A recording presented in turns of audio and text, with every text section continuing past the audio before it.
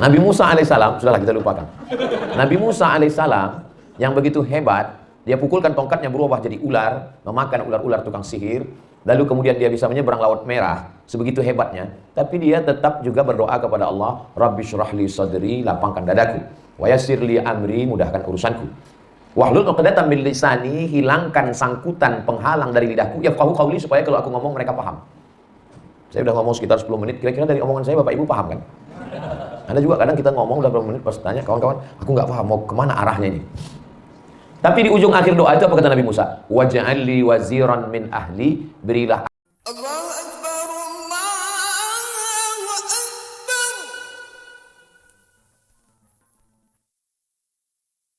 Allahu Akbar.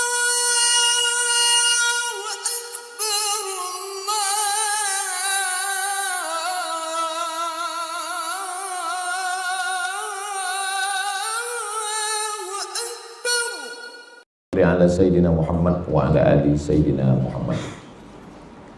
Para asatiz, ustaz-ustaz, guru-guru kita, mudah-mudahan panjang umur, sehat badan, berkah ilmunya melimpah untuk kita semua. Para aktivis penggerak dakwah, para muhsinin, orang-orang yang diberikan Allah kelebihan harta mensupport dakwah. Mudah-mudahan kita yang berkumpul semua ini panjang umur, murah rezeki. Man ahabba yubsatalahu fi rizqihi, siapa yang mau lapang rezekinya, wa yunsa'alahu fi atharihi, mau panjang umurnya, falyasil rahimahu, maka hendaklah dia sering-sering menyambung tali silaturahim. Dan sekarang kita sedang menyambung tali silaturahim, melaksanakan sunnah Nabi Muhammad sallallahu alaihi wasallam. Nah, dakwah itu secara bahasa dakwah, da'a yad'u da'watan, ad-da'watu ila ta'am. Dakwah itu artinya ngajak makan. Itu artinya. Makanya kalau ada makannya itu berarti dakwah. Kalau nggak ada makannya itu ceramah. Makanya Habib-habib zaman dulu motong kambing, masak ayam, makan dulu. Setelah makan baru ngaji. Kiai-kiai punya sawah, punya ternak, potong kambing, potong ayam, makan, habis itu berdakwah. Jadi orang datang, ceramahnya nggak terlalu panjang. Makanya orang tertarik masuk Islam. Sekarang orang lapar, panas, cerita neraka. Itu. Nah, jadi asal dari kata dakwah itu ad-da'watu ila ta'am. Jadi ada beberapa, tentu saya kalau pergi kemana-mana tuh ada beberapa poin yang saya ambil. Di Malaysia itu masjid-masjid itu punya dapur. Jadi nggak mesan catering, ganti-gantian dapur. Ada baskom, ceret yang besar-besar di dapur umum masjid itu. Nanti habis ngaji makan. Jadi habis ngaji pagi subuh makan, kajian duha makan, kajian zuhur makan, petang makan, maghrib makan. Maka saya bilang, saya kalau di tempat saya sedikit makan, tapi kalau di sini dikit-dikit makan. Nah, jadi bahwa kenapa kesan dakwah itu lembut? Karena yang namanya ngajak orang makan itu kan lembut. Bapak Ibu nanti datang ya, kita makan. Kalau sudah terhidang, persilakan. Gitu. Belum pernah gitu, nanti datang ke rumah, makan, makan, makan. Jadi kesannya itu lembut. Itu makna secara bahasa. Adapun secara istilah, dakwah adalah merubah umat dari sesuatu kepada sesuatu yang lebih baik. Jadi kalau sebelumnya itu orangnya belum tersentuh dakwah, yang sebelumnya di kampung itu kalau pesta nikah masih dangdutan, mabuk, jam 5, jam 10, jam 12, lain sudah mulai pakaian penyanyinya, lagunya juga berubah semua, orang sudah hilang ingatan semua. Maka berubah. Dulu ustadz di kampung ini begini, sekarang gimana? Sekarang alhamdulillah sudah hadrah.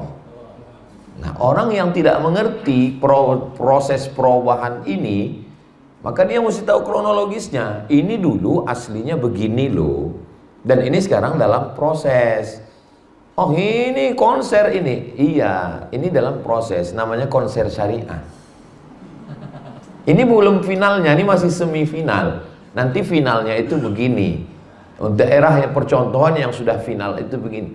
Saya tidak membenarkan beberapa kekeliruan, tapi saya mau bahwa ini ada proses, nanti finalnya itu ini sebelum, ini hampir baik, ini yang sudah final baik. Jadi tolong lihat before after. Jangan cepat menjudge, ini skincare-nya nggak bener ini, masa muka aja putih leher hitam. Ini masih proses, belum berakhir lagi. Nah, dulu saya pikir dakwah ini simple aja. Saya kuliah S1, S2, S3, pulang dari dosen, ngajar, rumah, kampus, seminar, selesai. Ternyata setelah pulang, tidak sesimpel, sesederhana itu. Kalau mau zona nyaman, iya memang.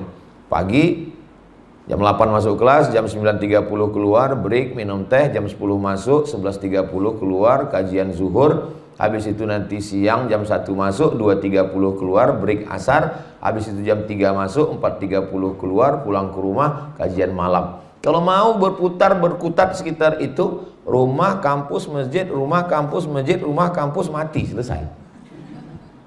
Terus yang di dalam, suku Talang, suku Akit, suku Laut, anak dalam, suku Sakai, siapa yang ke sana?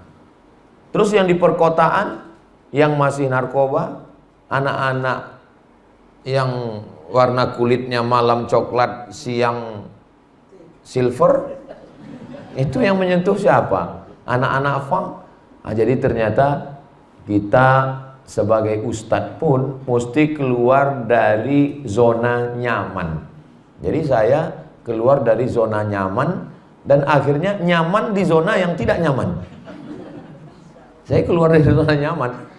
Sempat beberapa tahun menikmati zona nyaman, habis itu keluar dan menikmati zona yang tidak nyaman, yang ketika orang melihat ini zona yang Ustadz lewati ini off-road ini, tapi udah terlanjur jatuh cinta dengan off-road.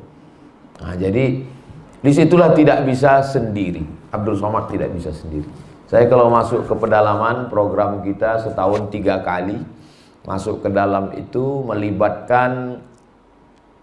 Kalau masuk ke dalam ada dari Basnas, ada komunitas bisnis tanpa riba, ada komunitas ibu-ibu yang punya kuliner, ada komunitas off-road yang menyediakan mobilnya, ada komunitas yang suka berbagi tapi nggak tahu mau dibagi kemana, ada komunitas. Nah, jadi komunitas ini kita umumkan dulu di Instagram.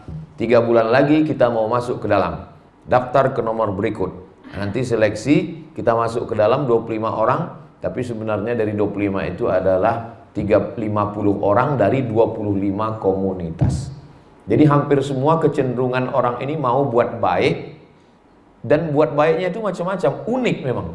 Saya ketemu komunitas-komunitas yang buat baiknya itu, ada komunitas yang menyediakan beras aja.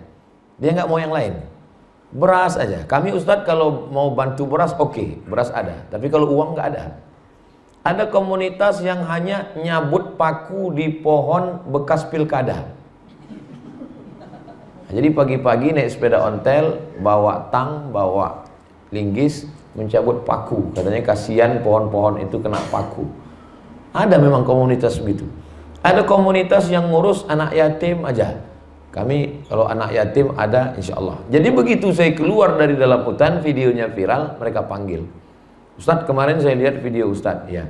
Itu kampus saya kasih beasiswa 3 orang untuk bidan Ustadz. Kami kalau untuk ngasih uang nggak bisa, ngasih beras nggak bisa, tapi kalau untuk yang bidan gratis 3 orang. Udah kita tinggal masukkan bidan. Sehingga ketika dia udah selesai 3 tahun akademi kebidanan, akbid, nanti dia masukkan ke dalam untuk ngurus perempuan-perempuan yang di dalam yang selama ini ditangani dukun. Nah, sekarang ditangani ibu bidan, sudah pulang masuk ke dalam, menikah, tinggal di dalam. Ustadz datang ke rumah, kami kalau untuk ngasih beras nggak bisa, ngasih uang nggak bisa, masuk ke dalam pun nggak bisa. Terus gimana? Tapi saya sediakan 5 beasiswa. Nah, silakan anak-anaknya masuk kemari. Hanya kami masukkan.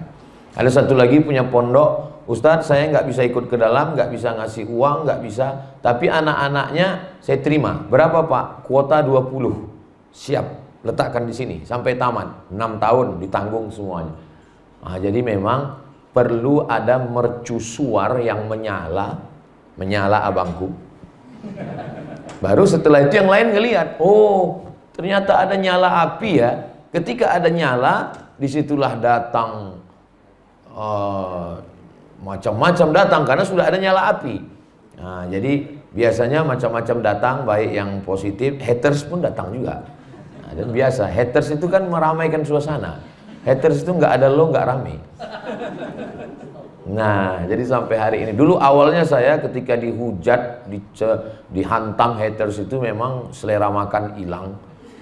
Karena rata-rata pakai fake account, kita bingung mau ngelawan kemana. Tapi setelah lama-lama saya menikmati. Makanya kalau saya beberapa lama nggak diserang itu rindu. Apa mereka udah mati semua ya? Jadi hidup ini menjadi indah, ada manis-manis pedas asam pahitnya. Nah, dari pengalaman saya selama perjalanan ini, disitulah baru saya sadar saya tidak bisa sendiri. Mesti ada bersama-sama dengan sahabat-sahabat dakwah. Ada orang yang tidak tablik akbar dengan suaranya yang menggelegar, tidak dengan ceramahnya, tapi dia datang, Ustadz, saya ini nggak pandai tausiah, tapi kalau untuk sound itu dari kami. Ustadz, kami nggak punya sound, tapi lampunya yang kelap-kelip untuk kami. Ustadz mau yang 5 menit sekali atau yang 5 detik sekali, silakan pakai. Ustadz, kami nggak bisa ngasih apa-apa, tapi nanti tamu-tamu yang datang itu insya Allah di hotel ini, nanti dia akan kami tanggung. Nah, jadi banyak sekali saya ketemu dengan orang yang sebetulnya pada hakikatnya dalam lubuk hati yang paling dalam manusia ini ingin berbuat baik. Kenapa dia tidak buat baik? Belum ketemu orang baik. Memang pernah dia ketemu orang baik tapi pura-pura baik. Jadi dia kena penyakit. Ada orang yang trauma dengan preman. Kebetulan pernah kena palak di terminal. Jadi setiap ketemu orang yang agak seperti preman, dia trauma. Ada yang trauma dengan suara motor, karena dulu pernah di debat kolektor.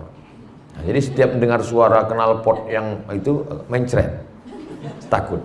Tapi yang paling mengerikan adalah penyakit Ustadz Traumatic Syndrome. Dia pernah punya pengalaman tidak baik dengan Ustadz. Jadi begitu ngelihat Ustadz, ini siapa Ustadz Somad? Sama aja kayak masa lalu. Ini paling mengerikan. Nah, jadi kita berusaha untuk mengobati luka orang, karena kalau galah patah, bambu patah bisa disambung, kaca retak bisa direkat, tapi hati yang sakit kemana obat akan dicari. Nah, boleh untuk dibuat baju kaos. Karena baju kaos Ustadz Yunus belakangnya nderek uas pados berkah. Yang tadi itu bisa juga untuk stiker kaos. Sahabat-sahabat dakwah yang dimuliakan Allah Subhanahu wa taala, Nabi Ibrahim alaihi salam yang masuk ke dalam api bisa keluar hidup-hidup, ya narukuni bardan wa salaman ala Ibrahim, ternyata juga tidak bisa sendirian. Saat dia dalam dakwahnya ditolong oleh seorang perempuan bernama Sarah. Sarah yang banyak menolong. Lalu kemudian Hajar juga menolong. Nah, ini saya tidak mau bagi contoh berlama-lama karena nanti banyak perempuan yang kurang setuju. Kita pindah saja ke Nabi Musa. Nabi Musa alaihissalam, sudahlah kita lupakan. Nabi Musa alaihissalam yang begitu hebat, dia pukulkan tongkatnya berubah jadi ular, memakan ular-ular tukang sihir. Lalu kemudian dia bisa menyeberang Laut Merah. Sebegitu hebatnya. Tapi dia tetap juga berdoa kepada Allah, Rabbi syrahli sadri, lapangkan dadaku, wa yassirli amri, mudahkan urusanku, wahlul 'uqdatam min lisani, hilangkan sangkutan penghalang dari lidahku, yafqahu qauli, supaya kalau aku ngomong mereka paham. Saya udah ngomong sekitar 10 menit, kira-kira dari omongan saya Bapak Ibu paham kan? Ada juga kadang kita ngomong udah berapa menit pas tanya kawan-kawan, aku nggak paham mau kemana arahnya ini. Tapi di ujung akhir doa itu apa kata Nabi Musa? Waj'alli waziran min ahli, berilah aku seorang penolong dari keluargaku, Haruna akhi, Harun saudaraku. Ketika Nabi Musa naik ke atas bukit Tursina, yang menolong mengawal umat ini di bawah adalah Nabi Harun alaihissalam. Ini menunjukkan dakwah nggak bisa one man show, nggak bisa sendirian, harus bersama. Lalu kemudian bagaimana dengan Nabi Isa? Wa idz qala Isa bin Maryam lil hawariyin, ingatlah ketika Nabi Isa berkata kepada hawariyin, man ansari ilallah, Siapa yang akan menolong aku menegakkan agama Allah? Nabi Isa yang yubri'ul akmaha wal abrasa, menyembuhkan orang lumpuh, menyembuhkan penyakit kusta, menyembuhkan orang buta, wa yuhyil mauta, menghidupkan orang mati dengan izin Allah. Tapi tetap ketika berdakwah enggak bisa sendirian. Bagaimana dengan Nabi Muhammad SAW? Muhammadur Rasulullah walladzina ma'ahu asyidda'u 'alal kuffar ruhama'u bainahum. Dia bersama dengan orang-orang yang sifatnya asyidda'u 'alal kuffar, tegas, ruhama' bainahum, tapi hatinya lembut. Banyak orang yang hatinya keras, kelihatannya lembut. Kalau Nabi Muhammad, sahabat-sahabatnya enggak begitu. Hatinya lembut, sikapnya tegas. Orang selalu mengatakan Ustaz Somad itu keras. Saya enggak keras, cuman sound systemnya bagus. Jadi kelihatannya, padahal suara saya biasa aja. Nah, kita tinggal memposisikan diri kita masuk dalam level sahabat Nabi yang mana. Saya nih Ustaz Somad, kebetulan harta kurang, tenaga juga kurang, tapi ide-ide pikiran cerdas, Ali bin Abi Thalib. Saya nih Ustaz, pikiran saya banyak, tanggungan, tapi tenaga saya kuat, Umar bin Khattab. Saya nih Ustaz, tenaga kurang, pikiran kurang, tapi harta lebih, Utsman bin Affan. Saya nih Pak Ustaz, harta kurang, pikiran kurang, tenaga kurang, tapi umur lebih, Abu Bakar Siddiq. Ada kebijaksanaan. Saya nih Pak Ustaz, punya beberapa kelebihan, tapi saya perempuan, Khadijah. Kaya raya. Saya nih Pak Ustadz, masih muda, brilian, cerdas, Aisyah. Ambillah setengah agama ini dari Aisyah. Khudhu nisfa dinakum min Humairah. Jadi kita tinggal ukur kira-kira saya ini masuk mana. Pikiran kurang, tenaga kurang, umur kurang, kebijaksanaan kurang, benci lebih, Abu Lahab. Kita tinggal memposisikan saja. Karena kalau nggak ada Abu Lahab nggak enak juga kan. Abu Lahab, Abu Jahal ini mesti ada. Kalau enggak, cerita itu enggak menarik. Maka Nabi Muhammad SAW itu juga berada di tengah orang-orang seperti ini. Dan saya dalam pengalaman, kenapa Ustadz bisa ceramah di kantor itu? Kenapa Bapak Dinas, Kepala Badan, Bapak Kanwil bisa buat acara ini? Karena ada orang yang bergerak di balik layar, yang ingin supaya Ustadz masuk ke kantor kami. Tapi nama dia enggak muncul. Dalam kata sambutan nggak muncul, dalam surat undangan nggak muncul, tapi dialah the decision maker, pemain sehingga terwujudnya acara itu. Maka saya selalu mengatakan, ketika dalam acara yang tampil ke depan, yang porsi ngomongnya paling banyak, yang diliput, yang direkam, yang diupload, Ustadz Abdul Somad. Makanya saya khawatir nanti ketika di akhirat, mohon maaf Abdul Somad, pahala kau sudah diambil di dunia semua. Tapi insya Allah berkat doa kita bersama, keikhlasan tidak rusak oleh sebab itu. Karena yang paling di ujung tombak sebetulnya adalah mereka yang dibalik ini semua. Sehingga terwujudnya sebuah acara di satu kota, di kantor, di masjid, di pondok anu, di sini, di seluruh. Dari mulai Aceh, turun Sumatera Utara, turun ke Riau, ke Jambi, Sumatera Barat, turun ke Palembang, turun ke Lampung, masuk ke Pulau Jawa, masuk Kalimantan, Sulawesi, Papua, Sabah, Sarawak, Brunei. Ada saja jenis manusia yang model begini. Bahasanya beda, sukunya beda, negaranya beda, tapi jenis manusianya seperti ini. Ada yang model penolong dakwah, ada yang model support dakwah, ada yang model pengganggu dakwah. Tinggal kita memposisikan diri. Nah, disitulah ternyata yang dipikirkan ketika kuliah dulu nggak sama dengan yang terjadi di lapangan. Betapa simpelnya di kuliah dulu. Maka saya kalau melepas adik-adik mau ke Mesir, saya bilang kalian belajar yang serius, tapi ujian yang sesungguhnya bukan di ruang kelas Al-Azhar. Ujian yang sesungguhnya nanti ketika pulang di kampung halaman berdakwah. Itulah sebetulnya dakwah yang sesungguhnya. Ujian di Al-Azhar kita bisa tahu bahwa ujian soalnya nggak akan keluar dari diktat yang 500 halaman ini. Tapi ujian kehidupan macam-macam. Ujian melalui kawan, ujian melalui pemerintah, ujian melalui konglomerat, ujian melalui partai, dan lain sebagainya. Jadi sekarang ini kalau dibanding bisa tanya Ustadz Yunus bagaimana mengurus perizinan antara saya datang 2019 disambut Kapolda supaya aman sampai 2023, dan paling nyaman rasanya sekarang ini karena semua sibuk pilkada, akhirnya lupa ngurus saya. Alhamdulillah. Jadi memang Allah Subhanahu wa taala Maha Kaya.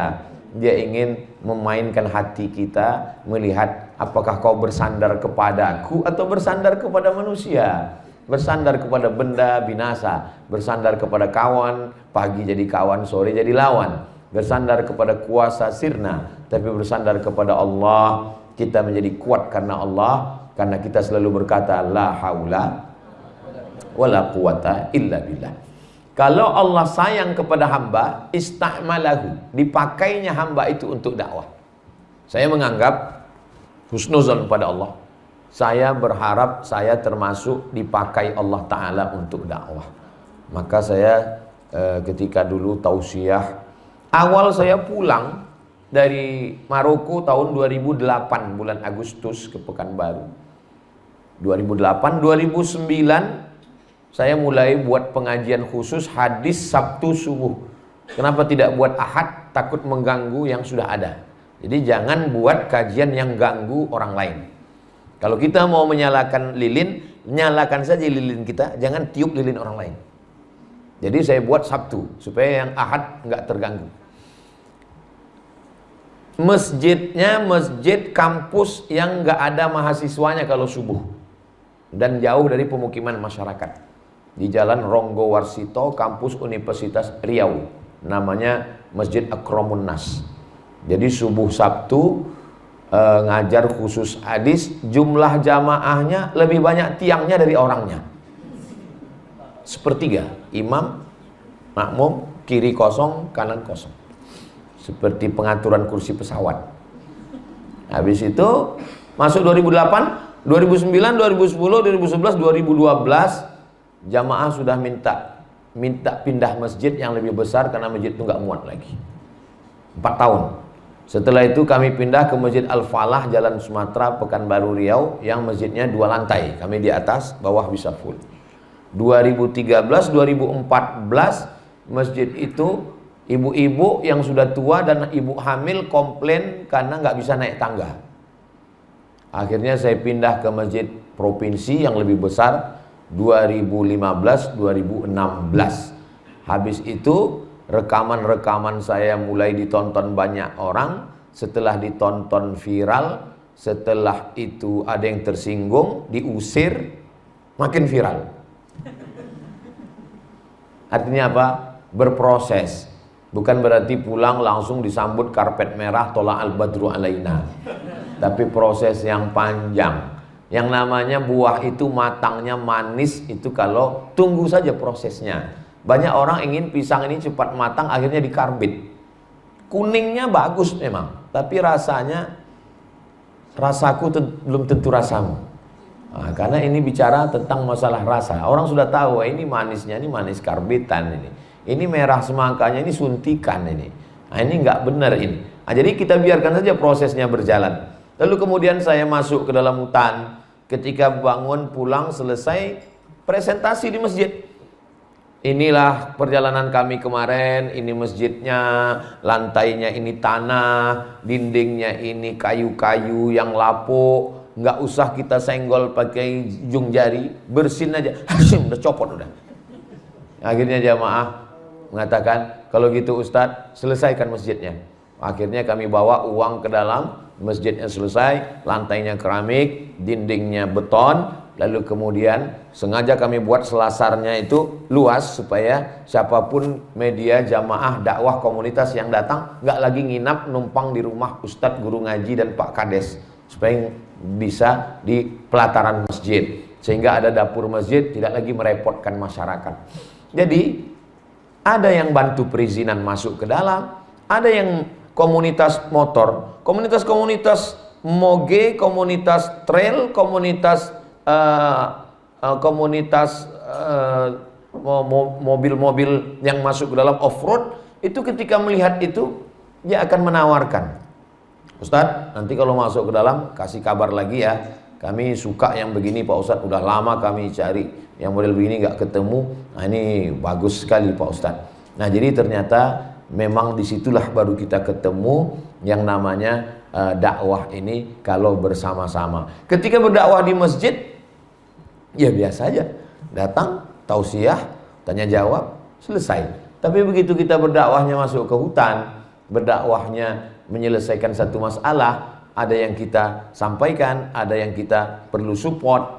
Ustaz Somad, ini di lampu-lampu merah, traffic light, di depan-depan mall, ini sudah nggak tertolong lagi Pak Ustadz. Anak-anak fang ini ternyata mereka kumpul kebo.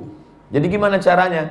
Gimana kalau Ustadz buatkan iklan, nanti kita tangkap satu-satu, kita bawa, kita penyuluhan, yang kebetulan belum nikah kita nikahkan, yang belum ada pekerjaan kita kasih kursus. Oke, bekerja sama. Saya 2009 itu masuk sekretaris LBM, Lembaga Bahsul Masail Nahdlatul Ulama Riau Provinsi. Yang ngajak ini Lazismu, Lembaga Amil Zakat Muhammadiyah. Secara ini nggak linier ini. Iya, saya keilmuannya di LBM, tapi untuk terjun ke lampu merah ngajak anak-anak ini, ya ikut Lazismu. Lalu kemudian ketika ada jamaah tabligh ijtima, ya saya ikut juga. Akhirnya rupanya ada satu datang ke saya, Ustadz, ya, ada yang mau saya tanyakan ke Ustadz. Apa yang mau ditanyakan? Saya bilang, sebetulnya Ustadz ini Islamnya Islam apa? Kenapa? Saya bilang, kami lihat Ustadz di NU ada di LBM, tapi Ustadz kemarin juga ikut dengan Lazismu. Saya penasehat di Lazismu, saya bilang. Ini di ijtima jamaah tabligh 3 provinsi 20.000 orang di Riau, Sumatera Barat, Sumatera Utara, Riau. Ustadz juga ada di sini. Ya saya dimintakan untuk mau ikut presentasi beberapa materi tentang dakwah. Apa masalahnya? Saya bilang. Iya Pak Ustadz, tapi kami susah buat laporan. Rupanya Intel payah mau buat laporan ke atas. Nah, jadi Bapak Ibu jangan heran kalau saya tausiah itu, saya lalu pakai poin-poin. Poin 1, poin 2, poin 3, poin 4, poin 5. Itu untuk membantu Intel biar mudah buat laporan. Saya bilang gini Pak, Islam itu asyhadu an la ilaha illallah wa asyhadu anna Muhammadan Rasulullah. Dalam bidang akidah, ada akidah Asy'ari, ada Maturidi. Dalam bidang fikih, ada 4 mazhab, paling tua Hanafi, Maliki, Syafi'i, Hambali.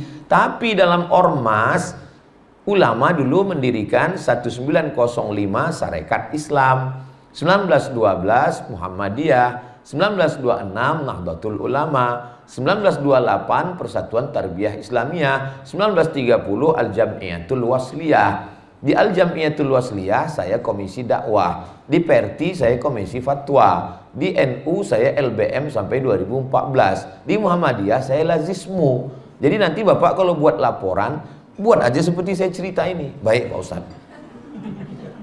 Jadi tidak dibentur-benturkan bahwa ini hanyalah wasilah sarana. Nah jadi ketika itu maka sudah terjadi ada 3 komunitas yang ketemu. Pertama, orang yang dilebihkan harta, ini gengnya Utsman bin Affan. Yang kedua, orang yang dilebihkan ilmu, ini Sayyidina Ali. Yang ketiga, para aktivis, orang yang dilebihkan tenaga, Sayyidina Umar bin Khattab. Tapi kita perlu orang tua, karena anak muda ini gasnya terlalu kencang. Kalau anak muda ini terlalu kencang, orang tua ini tersinggung.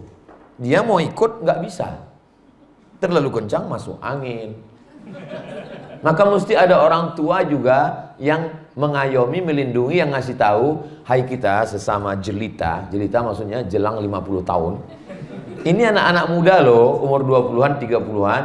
Ini mereka ini memang lagi semangat. Mereka ini bukan aliran sesat. Mereka ini bukan teroris. Mereka ini bukan mau buat negara Islam. Mereka ini lagi semangat berdakwah. Target mereka biar supaya anak muda ini terayomi, terlindungi. Ya kenapa buat acaranya nggak ke masjid? Karena acaranya di hotel. Karena ada beberapa masyarakat kita yang di masjid itu dia masih belum siap untuk duduk di lantai. Karena jatuh harga dirinya.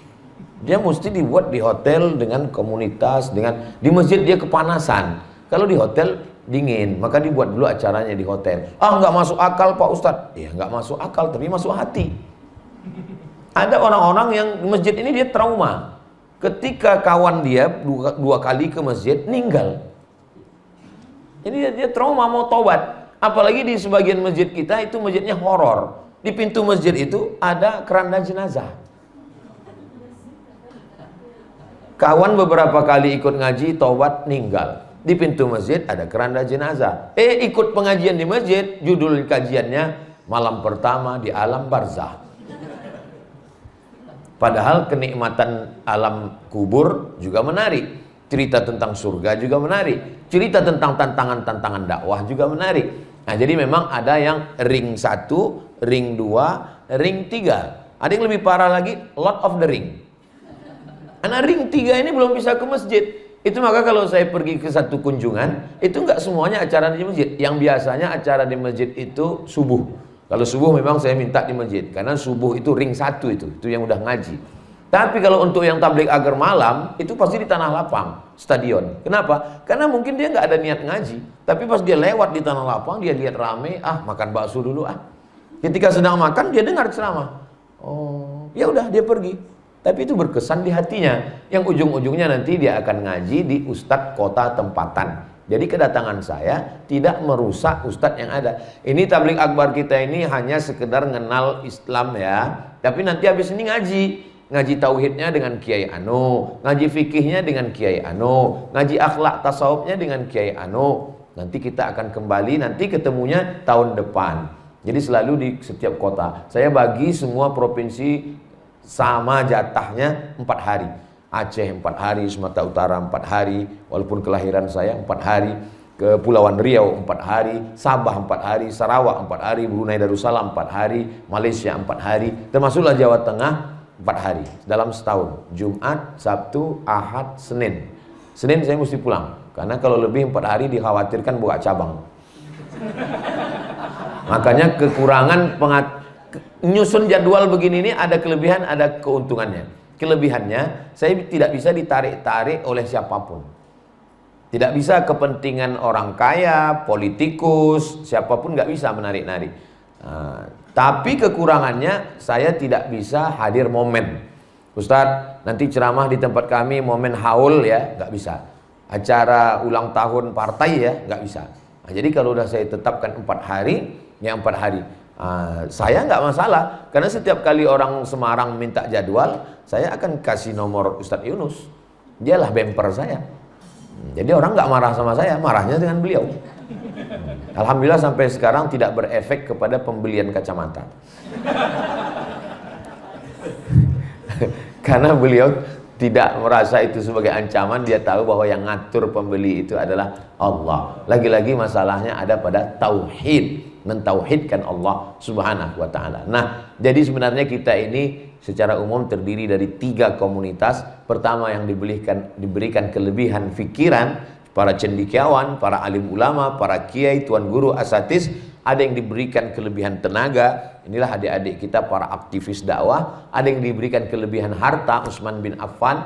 Inilah para konglomerat, orang-orang yang diberikan Allah ujian. Ketiga-tiga jenis manusia ini diberikan ujian. Kenapa ada perbedaan? Ya sama dengan jari ini. Ada yang berlebih ke atas, ada yang pertengahan, ada yang ke bawah, ada yang gemuk, ada yang kurus, ada yang sedang. Kenapa Allah buat berbeda? Supaya dengan perbedaan ini dia bisa bekerja sama. Bayangkan kalau jari ini jempol semua, gimana kita mau ngerek upil? Jadi memang dibuat Allah segala macam perbedaan itu. Wa rafa'na fawqakum fawqa ba'din darajat. Kami buat di antara kamu itu ada yang di atas, ada yang di bawah, ada yang tinggi, ada yang rendah, supaya kamu bisa bekerja sama. Burung akan hinggap di ranting yang sama kalau jenisnya sama. Burung merpati sesama burung merpati. Tidak akan mungkin burung elang hinggap di ranting yang sama dengan burung. Saya kebetulan di akuarium ada 3 jenis ikan. Saya perhatikan gimana komunitas ikan ini. Ternyata ikan belida nggak pernah bisa akrab dengan ikan toman. Toman tetap berteman dengan toman, belida dengan belida, arwana dengan arwana. Baru saya paham hadis Nabi, al-arwah junudun mujannadah. Ruh manusia itu seperti baru pasukan bala tentara. Fama ta'arafa minha talaf. Kalau dia punya kesamaan, dia akan bisa bersama. Fama tanakara minha ikhtalaf. Tapi kalau dia punya perbedaan, dia akan terpisah. Saya Pulau Sumatera. Ustadz Lukmanul Hakim Pulau Kalimantan. Ustadz Salim Afillah Pulau Jawa. Beda suku, beda bahasa, tapi kami bisa berjalan bersama, punya agenda setahun ketemu 3-4 kali. Beliau bawa saya ke Merapi Merbabu, Ustadz Lukman bawa kami masuk ke pedalaman Kalimantan, saya bawa mereka ke pedalaman hutan Riau. Sebagiannya ikut lagi, sebagian taubat nasuha. Kami tidak satu sekolah, kami tidak satu ormas, tapi karena ada kemiripan, kesamaan, bisa jalan. Dari sekolah yang sama, alumni yang sama, satu suku, satu bahasa, tapi kalau nggak punya titik temu, kita akan berpisah. Maka muncullah cerita satu ranjang dua mimpi. Kita mau mimpi kita sama. Walaupun saya dari Pulau Sumatera, sahabat-sahabat dari Pulau Jawa, yang satu di Semarang, satu di Pekanbaru, tapi mimpi kita sama, bahwa kita merasa tenang ketika terjadi perubahan pada umat. Yang sebelumnya narkoba, zina, LGBT, mabuk, sakau, yang sebelumnya harta ini dipakai untuk judi, lalu kemudian kembali ke jalan Allah. Disitulah puncak kenikmatan. Saya berawal keluar kemarin hari Jumat dari Pekanbaru ke Kuala Namu, Medan. Dari Kuala Namu kami jalan darat, lebih kurang berangkat jam 9 jam sore asar sampai jam 9 malam di Kabupaten Kota Subulus Salam di Aceh. Dari situ kami naik lagi jalan darat ke Singkil. Dari Singkil itu kami naik pesawat ke Lok Semawe, pesawat perempuan Susi Air. Dari Lok Semawe kami jalan darat ke Bener Meriah. Dari Bener Meriah jalan darat ke Banda Aceh. Dari Banda Aceh jalan pesawat ke Medan lagi. Dari Medan jalan darat ke Sidempuan. Dari Sidempuan jalan darat ke Gunung Tua. Dari Gunung Tua jalan darat ke Pekanbaru. Habis itu ke rumah sebentar. Habis itu lalu saya lanjutkan kemari. Terus istirahatnya kapan? Istirahatnya nanti di surga bersama kamu, Besti. Ar-Rahah fil Jannah. Istirahat itu nanti di surga. Jadi kalau ada orang menganggap dunia ini tempat istirahat, salah kamar. Nanti kelihatannya kalau anak-anak sudah kuliah istirahat. Pas anak kuliah sibuk. Kenapa? UKT-nya mahal. Kelihatan nanti kalau anak-anak sudah nikah ini istirahat. Ternyata setelah anak nikah nggak juga istirahat. Kenapa? Anak itu nitipkan anaknya ke kita. Nampaknya nanti kalau udah pensiun ini istirahat bisa berdakwah Pak Ustadz. Setelah pensiun masih ikut pengajian. Mohon maaf Pak Ustadz nggak bisa. Pagi ini ngantar cucu. Kapan? Sempat-sempatkan selagi sempat. Mudah-mudahan apa yang saya sampaikan ini bukan ceramah, bukan tausiah, hanya keluhan seseorang yang sedang berada di jalan dakwah. Mohon support, mohon bantuan, dan saya yakin dan percaya kita bisa bersama. Mudah-mudahan ke depan, saya tidak mau hanya sampai di sini. Jadi judulnya mau dibawa kemana hubungan kita. Ada satu koordinator, buatkan satu grup WA. Nanti saya datang setahun lagi 2025. Nanti koordinasi. Kalau memang mau buat acara setahun 3 kali, berarti 4 bulan, 4 bulan, 4 bulan. 4 bulan pertama bisa jadi Ustadz Salim Afillah, bisa jadi Ustadz Fatih Karim, bisa jadi Ustadz Hanan At-Taki, bisa jadi Ustadz Muhammad Jabir, bisa jadi siapapun, tapi penyelenggaranya, koordinatornya, ketuanya, musyawarahnya. Memang kalau kita lagi ngaji tentang sabar, semua sabar. Orang belum buat kegiatan. Tapi mau ngelihat kesabaran orang kapan? Waktu buat kegiatan. Disitulah nampak sifat aslinya yang selama ini rupanya musang berbulu ayam. Yang lebih parah lagi, singa berbulu musang. Kalau mau ngelihat kejujuran orang, bukan waktu ngaji di masjid. Karena ini masjid semuanya jujur. Ajak berbisnis, baru ketahuan. Pembohong, penipu. Jadi dengan adanya interaksi sosial ini, kita lebih banyak mengenal. Tak kenal maka tak sayang maka tak ngutang. Kenal dulu ta'aruf, setelah itu baru lebih dalam kegiatan-kegiatan. Maka saya dimanapun tausiah itu isinya tidak keluar dari 3. Pertama, islahut tarbiyah, perbaikan pendidikan. Masukkan anak ke pondok. Yang punya tanah, wakafkan tanah. Buat pondok tahfiz Quran. Yang kedua, islahul iktisad, perbaikan ekonomi, belanja ke warung tetangga, tinggal di hotel syariah, perbaikan ekonomi. Yang ketiga, islahus siyasah, pilih pemimpin yang peduli kepada dakwah, yang beriman, yang takut pada Allah. Inilah yang membuat orang marah sama saya. Mereka mau saya jangan bicara yang tiga ini, karena kalau saya bicara perbaikan pendidikan, yang pendidikan sekuler tersinggung, marah. Saya bicara tentang perbaikan ekonomi, yang punya rumah makan, yang hotel, yang bisnis, yang kuliner tersinggung, marah. Saya bicara tentang perbaikan politik, yang caleg, yang partai yang nggak sesuai dengan saya, marah. Mereka maunya saya cerita ceramah tentang kita semua akan mati. Kita tinggalkan saja dunia ini. Kita semua akan mati sejamaah. Ya maaf kalau nanya, gimana Pak Ustadz planning kita ke depan? Gak usah banyak-banyak pikiran, kita semua mau mati. Itulah yang mau diajarkan Snok Horgronye. Snok Horgronye, apa kata Snok? Tanah kamu biar kami yang nanam. Kami tanam karet, kami tanam sawit, kami tanam cengkeh. Laut kamu biar kami yang garap. Nah, kamu udah sibukkan aja diri dengan zikir. Islam ritual biarkan. Islam ekonomi awasi, Islam politik habisi. Itu Snok Horgronye. Dia sudah pergi, dia sudah mati di Amsterdam, tapi bibit-bibit pikirannya masih tetap ada. Nah, jadi kalau mau nyaman, jangan cerita tentang perbaikan pendidikan, politik, ekonomi, cerita mati aja. Kita semua akan mati. Yang penting itu bukan mati, yang penting itu adalah apa persiapan sebelum mati. Mudah-mudahan kita semua dengan tiga potensi, dengan akal pikiran, dengan tenaga, dengan harta, kita sudah mempersiapkan bekal sebelum menghadap Allah Subhanahu wa ta'ala. Itulah sekilas curhat seorang Ustadz Abdul Somad kepada sahabat-sahabat dakwahnya, yang bisa ringkaskan, yang tidak bisa ditonton ulang di channel Ustadz Abdul Somad Official. Subscribe, like, share, and comment. Mudah-mudahan kita selalu bersama dalam dakwah, insya Allah. Kita tidak pernah berpisah. Walaupun besok saya keliling, hari Senin saya pulang, 4 hari sudah, maka sesungguhnya kita selalu bersama dalam doa. Saya hanya mohon doa support dari Bapak Ibu Saudara sekalian. Doanya nggak usah panjang-panjang. Matikan Ustadz Abdul Somad dalam husnul khatimah. Yang kuat-kuat. Karena masih panjang perjalanan kita. Itulah yang dapat saya sampaikan di akhir majelis. Mari kita sama berdoa kepada Allah Subhanahu wa ta'ala. Mudah-mudahan kita diberikan kesehatan zahir dan batin, diberikan istiqomah iman dan Islam, bisa saling kenal mengenal. Nanti saya minta koordinator buatkan grup WhatsApp. Nanti ada koordinatornya. Apa-apa yang perlu diminta kirim ke saya buatkan video per hari, video per pekan. Nanti diangkat satu koordinator yang membangunkan malam untuk tahajud call. Lalu kemudian call sana, call sini, tapi tahajud, jangan telepon sana habis itu dia tidur. Lalu kemudian buat dulu acara 4 bulan setelah ini, Januari, Februari, Maret, April, halal bihalal.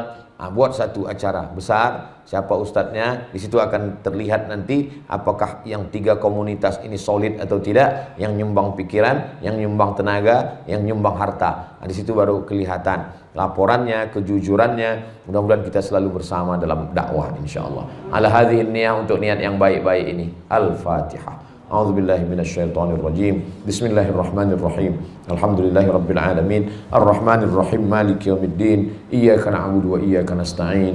Ihdinas siratal mustaqim. Siratal ladzina an'amta 'alaihim ghairil maghdubi 'alaihim waladdallin. Amin. Allahumma shalli ala sayidina Muhammad wa ala ali sayidina Muhammad. Assalamu alayka ya Rasulullah. Allahumma kama jama'tana fi hadzal makan fajma'na ma'al habibil mustafa. Sebagaimana engkau kumpulkan kami petang ini, kumpulkan kami nanti bersama Rasulullah sallallahu alaihi wasallam. Allahumma ja'alna minad da'ina ila sabilik. Jadikan kami orang-orang yang mengajak manusia ke jalanmu menuju lebih baik ya Allah. Wa ja'alna amirina bil ma'ruf wan nahina 'anil munkar. Jadikan kami orang-orang yang mengajak kepada kebaikan dan melarang kepada kemungkaran ya Allah.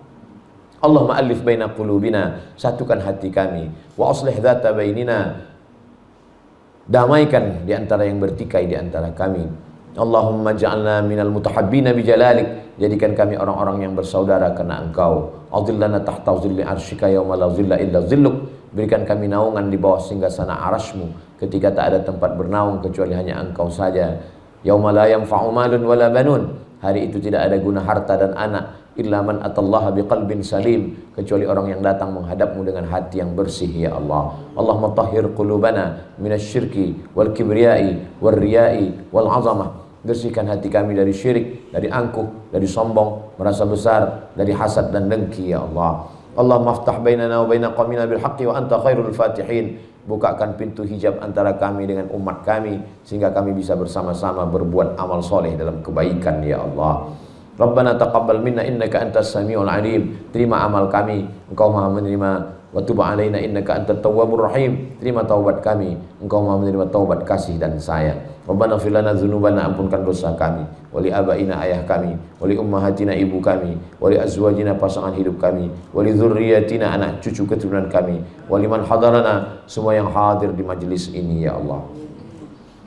Rabbana atina fid dunya hasanah wa fil akhirati hasanah wa qina adzabannar. Wa sallallahu ala sayyidina Muhammad wa ala alihi wasallam. Walhamdulillahi rabbil alamin. Taqabbalallahu minna wa minkum taqabbal ya karim. Terima kasih atas segala perhatian. Banyak kata-kata tidak berkenan, menyinggung perasaan saya Al-Faqir Abdul Somad. Mohon maaf kepada Bapak Ibu, asatiz, kawan-kawan, sahabat-sahabat dakwah semua. Akhirnya saya tutup dengan pantun penutup, menangkap puyuh di Bukit Selasih. Thank you dan terima kasih. Wassalamualaikum warahmatullahi wabarakatuh.